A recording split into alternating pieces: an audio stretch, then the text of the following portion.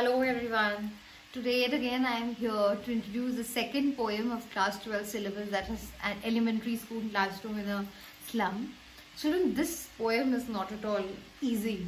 It is a poem which has a lot of meanings in between the lines, and there are a lot of things that you have to decipher which is hidden in between the lines. So then you have to be very attentive, and you have to be very um, you have to absorb a lot while whatever I'm telling you, you have to understand, you have to give your heart and soul to it to understand it. See, we all understand that you all are busy, you are going to a lot of coaching classes, not going to, I'm sorry, you are sitting and absorbing a lot of content, and hence at times you don't get time to complete your assignments. But see, we do it so that you don't heap up things, and at the last, after a month, now that we are going to be locked down till 3rd May. So till then, if every subject we have completed 4 to 5 chapters, imagine the backlog that you will have.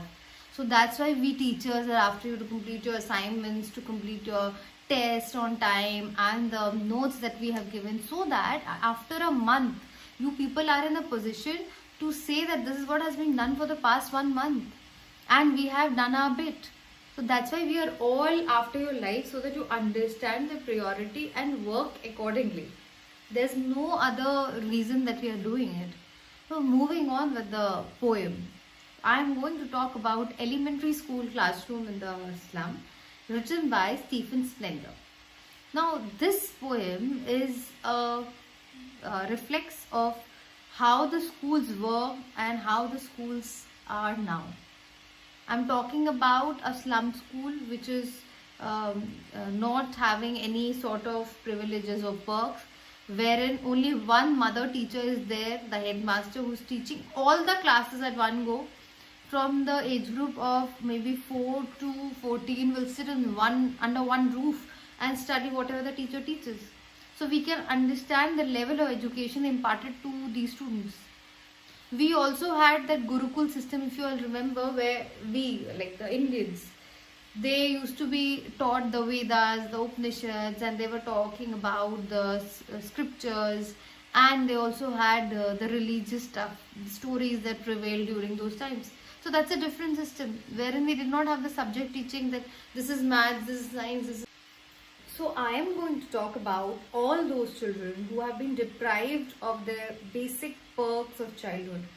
I'm going to talk about those children who have all the rights to education, but knowing the fact they are not able to get that quality of education which is a need, or which is the birthright of every child born anywhere across the world or in India. So we are going to talk about those deprived children who are star-jinxed, who are unfortunate, who are star-crossed, who do not have any other alternative other than sitting under a roof and studying with different age groups, and the quality of education rendered to them is pathetic. So I'm going to talk about Stephen Spender. I'm going to talk about the poem and the theme about it. First, we need to know what is the poem all about. So this poem is all about a classroom wherein this poem has been penned down by Stephen Spender, and that he exposes the glaring gaps and the marginalization that occurs ever so often in our societies, and it's so depressing and demoralizing.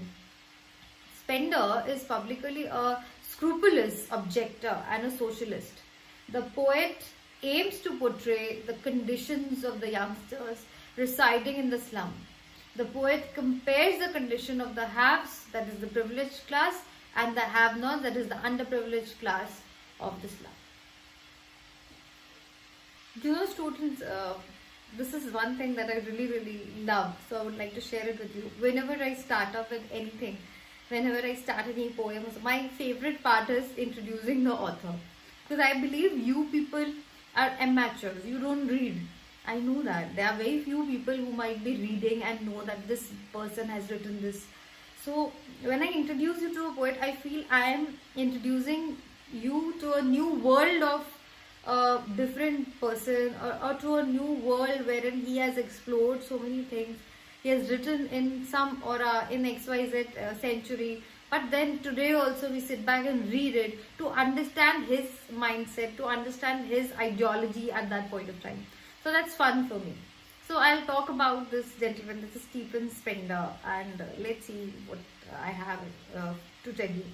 Like, Stephen Spender was born on February 28, 1909 in London, and then he was the son of a journalist. He grew up steeped in this art of writing, and Spender was educated at University College Oxford, but left the university without taking a degree. His life as a poet and writer began in 1920s while he was at Oxford, where he surrounded himself with respected writers like W.H. Auden, and there were many others like Christopher Isherwood, etc. Now, Spender was also closely associated with the literary giants like Virginia Woolf and T.S. Eliot. In fact, they were also known to be his surrogate parents. Now, Stephen, as I have already told you, heralded one of the greatest poets of the century, of 20th century. Then the bulk of his acclaim can be credited to the meaningful work that he has done. Then he was very, very passionate and charming and insightful about the work he did on politics, education, rights of all human beings. From his early break into the literary scene until his death on 1995 in London, Spender pursued literary recognition amidst the colleagues, and he was well known for the work he has done. So, as I've already told you, this gentleman has written a lot of work, but then he was never acclaimed or heralded for anything major. So then he was working with many successful counterparts. As I've told you, he was into a club of elite writers. So hence his work was null and void. But whatever work he has done in the field of politics, education was insightful, and gradually it took a hold on the readers as well. So when he died in the year 1995 in London, at that point of time, he could make a little space for himself, even if his work was, considered to be dwarf, because all his contemporaries were doing majorly well. They were all very, very classy and sophisticated writers. As I told you, students, we are about to begin this. I gave you an introduction about whatever little I know about Mr. Spender, and also about the crux of the poem. So this is the slide presentation of An Elementary School Classroom in a Slum, written by Stephen Spender. So what's the learning outcome? The learners would familiarize themselves with the specific background information of social inequalities. They would recognize the purpose of theme and hidden pathos and nuances of the lines, correlating them with indigenous personal experiences. They would be able to build up empathy and sympathize with the prevalent inequalities of the society, which rest on financial status and lost opportunities for children. So then the major issue that we have is the readers will be able to draw the line between the haves and the have-nots, and they would be able to visualize the inequalities prevalent in our system. Now let's see, this gentleman is Stephen Spender, a very young, smart gentleman, and he was born in 1909 in London, and he was known to be a great poet and critic. As I've told you, he was born into the elite club of writers. He was among them, so his work remained null and void. And he made his repo in 1930 with poems expressing the politically conscience-stricken leftist new writing of that period. The poet and the critic, that is Stephen Spender, was born in obviously London, and he was a member of the generation of British poets who came to prominence in 1930s, a group sometimes referred to the Oxford poets that included W.H. Auden. I've already mentioned it before that he belonged to this elite club, and hence his work remained null and void in front of others. He was also known to be the surrogate child of Virginia Woolf and T.S. Eliot. That's how he has been. So hence he had to struggle a lot for making his name into the list of that group. We come to the theme of the poem, wherein we see that in this poem, Mr. Spender deals with the theme of social injustice, inequalities, He presents the theme by talking of two different incompatible worlds, the world of the rich and the civilized that has nothing to do with the world of narrow lanes and cramped holes. The gap between these two worlds highlight the social disparities and the class variations. Students, we just read the theme of the poem, wherein I wish to tell you again that the theme of poverty is principal in the poem and elementary school classroom in a slum. Now, Spender creates a crisp image of the poverty-stricken people of those slums, wherein he gives a description about those children who are in dire situation and who are malnourished, revealing a sad and hidden segment of the society that was prevalent throughout the world. He is not commenting directly on any particular throughout the poem. Instead, he exposes the widespread neglect of the children of all nationalities, races, and ethnicities. It is poverty that has caused the students in an elementary school classroom in a slum to be weighed down, to look like diseased, paper seeming, or they have gnarled and twisted bones and stuff like that. Spender believes that this poverty is created through the oppressive power of capitalism. And you know what? The poem was written during the American civil rights movement, and although Spender was British, the injustice that occurred in the US was a global issue that affected the entire world, especially close English speaking allies like Britain. So we just discussed the theme of the poem, and I told you certain things about the poem, whatever I read, and the slide was, of course, shows you the theme of it. Coming to the central idea of the poem, Spender has presented a true depiction of the life of the school children living in the slum of East Tyrolese Valley of the Austrian Alpine province. The children are in a very despondent condition due to their poverty and illiteracy. They are dejected. Their pale faces express unhappiness. They look lean and scrawny and bony. They are like rootless weeds which cannot resist anything for their existence. They are physically very weak and undernourished. Spender voices his concern for these children who live all their life in slums and have no opportunity to enjoy the real blessings of life. He makes a frantic appeal to the educated and affluent sections of the society to better the lot of the slum children through education. It will remove social injustice and class inequality. Students, before I proceed towards the summary of the poem, I would like to tell you, Spender expresses his outrage towards the have-nots who basically are not able to understand the plight of the underprivileged.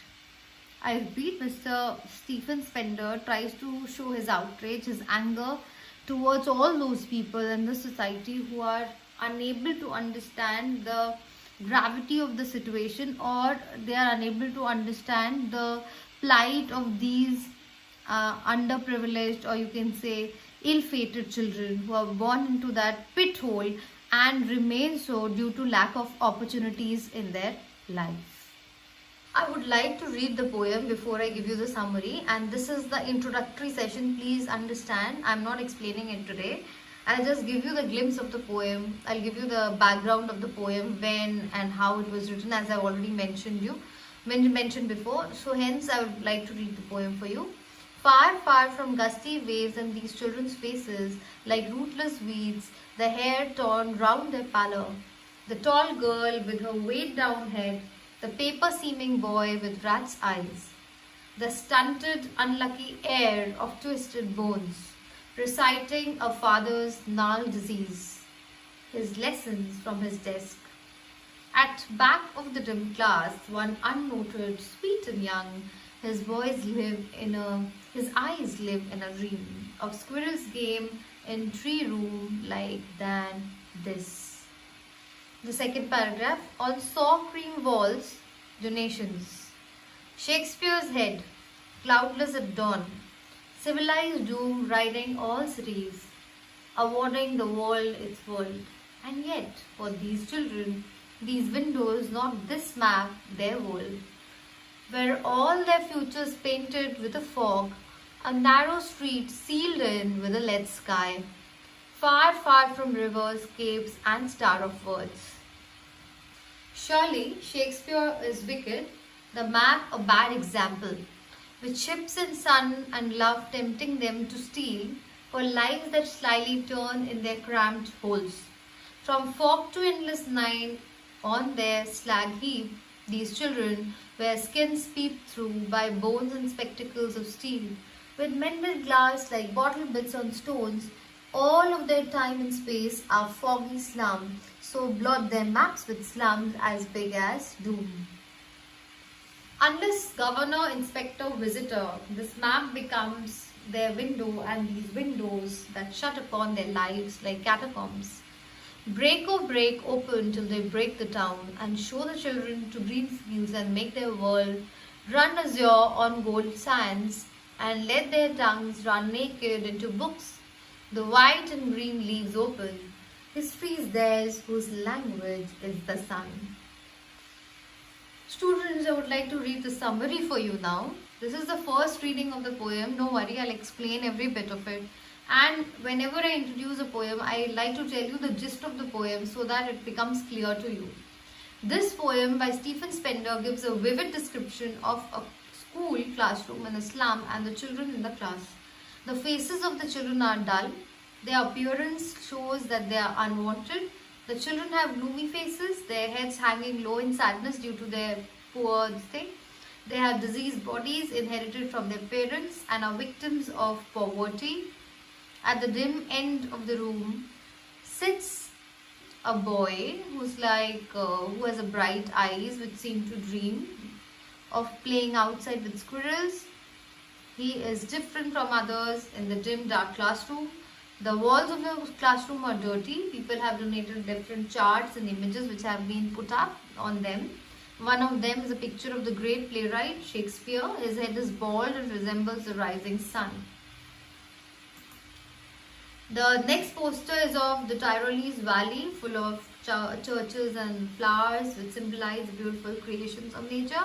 Another one is a map of the world to these children. The world is not the one shown in these pictures, but it is the one they see out of the classroom window. They are trapped in the slums. Their future is dim and hopeless. They have a dark future as their options in life are limited and are covered with dismay. They are far away from the bright light of knowledge. Comprehending these pictures is beyond their abilities. They hate everyone, and for them Shakespeare is a wicked man and no one loves them. They dislike everyone. The desire for love and acceptance forces them to do so. The children are so skinny that their clothes are like a skin and their skeleton is visible through them. It is due to lack of nutrition. They have worn-looking glasses made of steel which are cheap, heavy and uncomfortable. These chances of fulfilling their dreams and moving out, they have been further reduced by building bigger slums. Until they come out of the slums, they will never know what the world looks like. The government system which makes these slums is the cause for these people to live in them. The education system is such that it forces them to live in these slums. They are not given the right to dream beyond these slums. They have been restricted to the slums. The poet requests the authorities to allow these children to go out of these slums so that the maps on the walls of the classroom become a reality for them. They should be taken to the green fields rather than the dim slums. The sunny, warm sands of the beaches and the bright blue sky will instill a hunger for knowledge in their minds. Then they will absorb all of it. Then these children will become emotionally empowered. The poem ends with a powerful line, "Those who make history are the ones who shine like the sun." Students, this poem was written in 1964 and we have seen the entire poem along with the summary about the poet, and we also got to know the theme of it. I think a bit of it is clear. Wherein I also need to tell you that Stephen Spender had tried to bring in light, or he has put in limelight on the social injustice and social inequalities prevalent in the society. He wants to know the perks enjoyed by the haves and the problems or atrocities faced by the have-nots. It is said that we all are the children of God, and the opportunity should be divided equally among everyone. But is that what happens?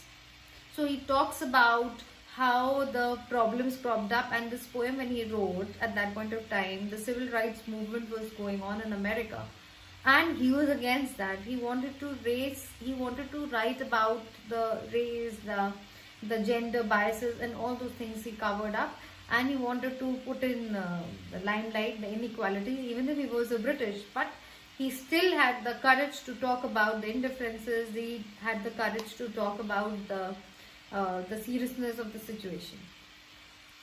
His poem does not explicitly name any country, race, color, language, but a global phenomenon of poverty, and how difficult it is for all those innocent lives who have lived, who have taken birth in that cramped hole, and for whole life they'll be struggling in that. They have no opportunity whatsoever to come out of it. Spender was an amazing writer, wherein he could capture the emotions of the people when it comes to their physical attributes, the way they dressed up, how they were sitting in the classroom. Everything has been beautifully done, and it gives you the glimpse of the entire classroom.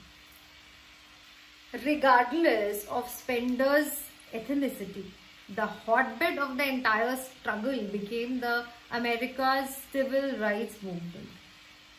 I will continue this class tomorrow again, and I hope that the session was clear, giving you an idea about elementary school classroom in the slum, how Spender has written and what was there in his head while he started penning down this poem. I'll give you the paraphrasing. I'll try to explain you the literary devices gradually as I teach you the paragraphs. So please be prepared, go through the first part so that I can explain you the second part tomorrow, and it is all very clear. Thank you, children. Be safe, and I request you to follow me. I request you to abide by the instructions given by us so that you perform well in spite of all the odds that are prevalent right now. Thank you, and see you soon.